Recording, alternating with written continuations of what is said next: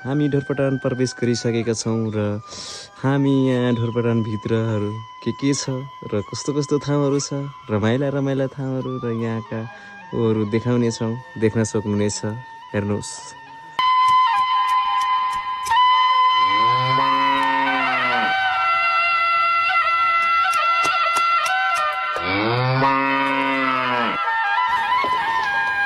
चाहिँ ढोरपाटनको फाँट रहेको छ र तपाईहरू देख्न सक्नुहुनेछ।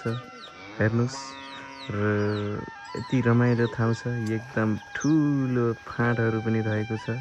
ढोरपाटनको बिचमा नदी पनि सलल्ल बगिरहेको छ, तपाईहरू देख्न सक्नुहुनेछ।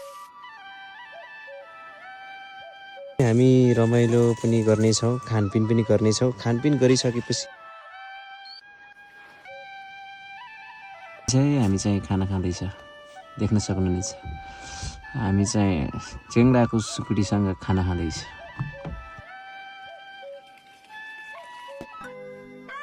हाम्रो 2 दिनको बसाइ चाहिँ यहीँमा भएको है गाइजहरू, देख्न सक्नुहुनेछ। यही हो हामी बसेको ठाउँ हिजो। यसलाई चाहिँ झाँतु भन्छ है, हाम्रो गाउँतिर भन्थ्यो पहिले। यो चाहिँ हाम्रो गाउँतिर चाहिँ लोप हुँदै गएको छ, त्यसैले हाम्रोतिर चाहिँ छन त छ, तर यो चाहिँ हाम्रो परेको हुँदैन, किनभने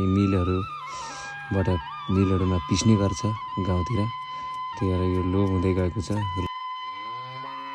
घोडा चढेर तल फाँटमा जाँदैछौँ।